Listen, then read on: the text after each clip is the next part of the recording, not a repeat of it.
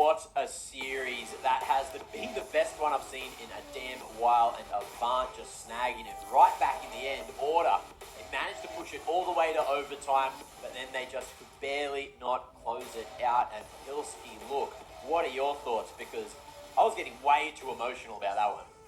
Yeah, I mean, it's worth getting emotional here in the Game Fuel post-match, my friend.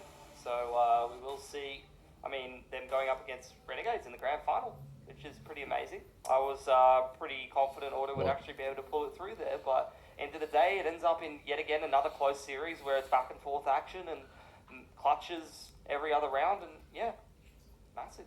Pretty big game indeed. And look, big congratulations to Avant for getting some redemption as well. Managed to take it so damn deep there and close it so nicely as well, with a couple of nice movements from everyone in the team, and everyone had an impactful round at least that game. So many people picking it up just when they needed to. I'd like to say, though, big shout out to Karath, the MVP, for actually selecting Avant as the correct ones for the first time as well. And look, I think that's an indication of why I picked Avant.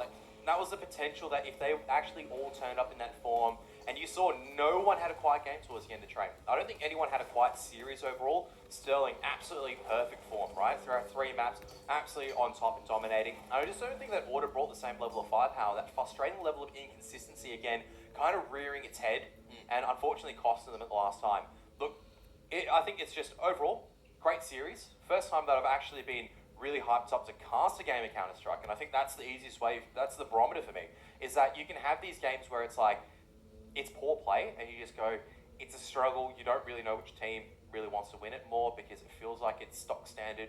And then you have those series where you can actually see that both sides are clashing head to head, and both teams really wants it. Both teams are trying to figure out how to go ahead.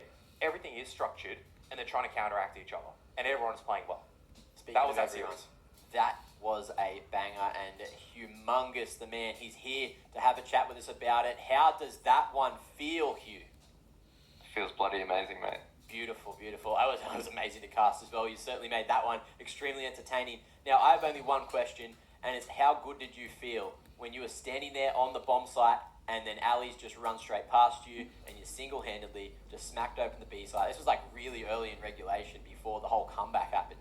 But you don't know how close you were to dying. Ali actually did a full 180, looked at you, but you're on the edge of his screen. I think you got 4x3.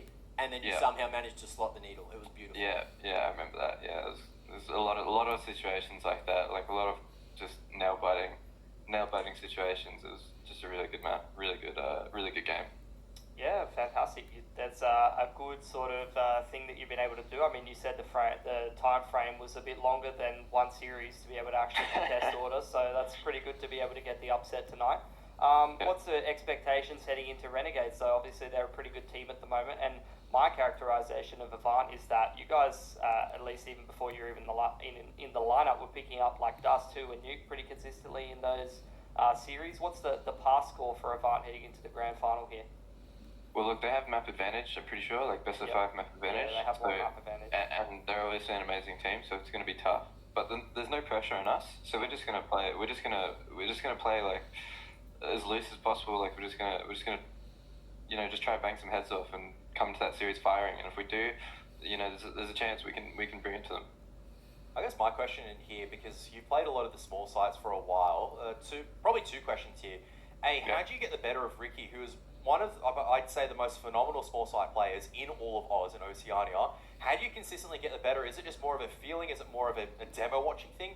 And I guess it builds on the second question is, do you feel like that probably then is why you struggle when you play sites like the A side or Nuke? I don't feel like you play as phenomenally well either when you switch from like the small site to the larger site. Well, it doesn't really have to do with the size of the site for me. It's just how long I've been playing it. Like some of these, and like if I'm ready for situations. Like I don't really. It's not really Ricky specific or anything. Like I don't watch. I'm not like counter-strating like their tendencies. We've just played them a lot, so like I know what he does like a lot, and like just everyone in general in the scene. So it's for me like Nuke top site. I'm a bit rough at the moment because it's a new position for me. I used to play outside rifler. So that's it for me. It's like just getting used to new positions. And once I'm used to it though, like I feel very comfortable. Yeah, you certainly started to look a lot more comfortable towards the end of the series. But again, big congratulations, Hugh, and we're looking forward to seeing you in the grand final tomorrow. Thanks, mate. Yeah, see you later. Thank you again for the interview. Second time we saw him today. Hopefully we get to see him again tomorrow. You know, it'll be 3 days in a row at that point. They're just making this lower bracket run look so easy. Yeah, 100%.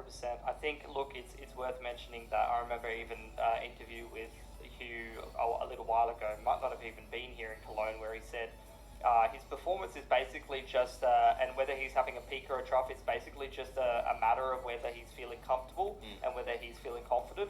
And it seems like the more games he gets in with Avant, and particularly even getting an upset here in the lower bracket, as you can see, he will get more comfortable, and that's where you're going to start to see the consistency built and Avant becoming a much, much better team. And I hope they can keep onward in that trend and actually build that consistency, because what we always say about Avant and Order is it's just form-based and it's inconsistent as to who gets the victory, but maybe that might be the key for Avant to actually unlock some more consistency and results. Yeah, it's been a pretty good time today so far, and look, we have Asia coming up next, so any thoughts about that one before we get into the pre-show coming up, before we end the post-show here? Oh, not really, just stick around to actually tune into it, because it's a great Chinese matchup, another country derby for you. Of course, it is, Kev. I completely agree with you. Hopefully, I'm not China number one. doing anything naughty there. But look, that's it for Oceania. We're going to be moving into Asia just after the break. Ladies and gentlemen, it's going to be Avicii taking on Invictus, not too far away.